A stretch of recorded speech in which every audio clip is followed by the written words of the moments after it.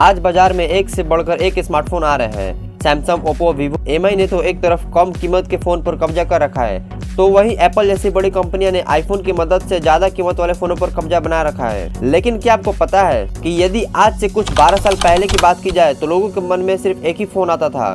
शायद आप समझ गए होंगे, जिसने एक समय फोन मार्केट में भारतीय बाजार 70% कब्जा कर रखा था। हर किसी की पहली पसंद नोकिया ही होती थी। अधिकतर लोगों के घर में जो पहला फोन आया था वो नोकिया का ही था। नोकिया 1100 और नोकिया 1110 ने तो पूरे भारत में बिक्री का रिकॉर्ड बना दिया था।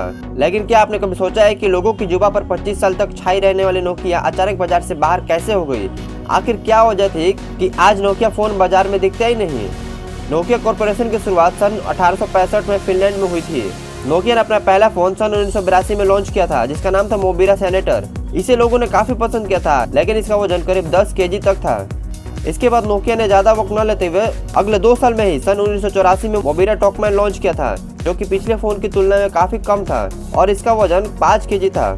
इसके बाद फिर ज्यादा वक्त न लगाते हुए नोकिया ने मोबिरा सिटीमैन के नाम से एक फोन लॉन्च किया था, जो कि 1987 में लॉन्च हुआ था। इसकी खास बात यह थी कि इस फोन का वजन सिर्फ 800 ग्राम तक था, जो कि बहुत ही कम था।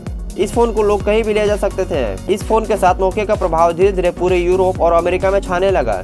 वहाँ पर एक ब्रांड के रूप में पहचाने जाने लगा।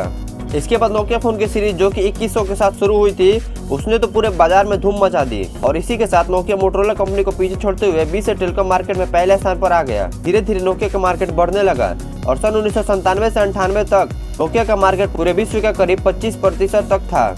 मतलब पूरे विश्व भर में जितने भी फोन बिकते थे उसका 25% प्रोडक्शन नोकिया करता था। नोकिया ब्रांड की इस कदर छाप थी, यदि टॉप 50 मॉडल की गिनती की जाए तो उसमें से टॉप 20 तो सिर्फ नोकिया के ही मॉडल आते हैं। उसके बाद कोई छोटे छोटे मॉडल आते थे। समय तेजी से बदल रहा था, दुनिया तेजी से हार्डवेयर से सॉफ्टवेयर की तरफ शिफ्ट हो रही थी, लेकिन नोकिया शायद इस बात का एहसास न कर पाई या शायद इसे गंभीरता से न लिया। आज की नोकिया की बर्बादी के कारण शायद यही था।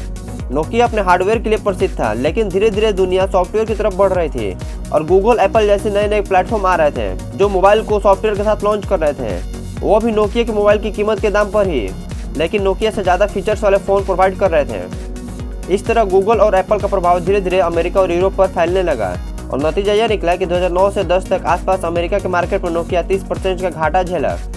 इधर एशियन मार्केट की बात करें तो वहाँ पर चाइना की छोटी छोटी कंपनियाँ अपने मोबाइल फ़ोन लॉन्च कर रही थी। सैमसंग, मोटोरोला ने इंडिया और चाइना में मार्केट में पूरे तहलका मचा दिया, क्योंकि लोगों को ऐसा लगने लगा कि यह कुछ नई चीज़ है, हमें इसे लेना चाहिए। 2011 के आते लगभग पूरे विश्व में एंड्रॉयड छा चुका था। हर जगह एंड्रॉयड की धूम मची थी और एप्पल ने भी अपना एक मार्केट बना लिया था।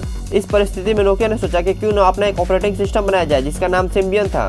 पर शायद नोकिया की यह सबसे बड़ी भूल थी। सारे लोग एंड्रॉयड के पीछे लगे हुए थे, मगर नोकिया कहता था कि हम सिम्बियन को नहीं छोड़ेंगे। जब नोकिया ने अपने सीईओ को चेंज किया तो एंड्रॉयड जाने की जगह वो माइक्रोसॉफ्ट चले गए, विंडोज की तरफ चले गए। और शायद यह नोकिया की दूसरी सबसे बड़ी गलती थी कि उन्होंने एंड्रॉयड को न चुना। सन 2013 में माइक्रोसॉफ्ट ने एक भारतीय सत्या नडेला को सीईओ बनाया। उन्होंने कहा कि नोकिया को खरीदना माइक्रोसॉफ्ट की सबसे बड़ी भूल है।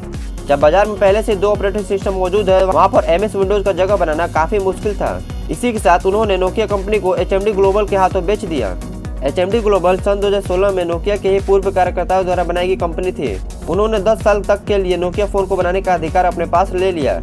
अब एचएमडी ग्लोबल फॉक्सन कंपनी से फोन बनवाती है, मार्केटिंग एचएमडी ग्लोबल करती है, पर फोन के नाम नोकिया होगा। अब कुछ ही समय में नोकिया के कुछ नए नए एंड्रॉयड फोन आने वाले थे, जो कि एंड्रॉयड ऑपरेटिंग सिस्टम पर आधारित थे।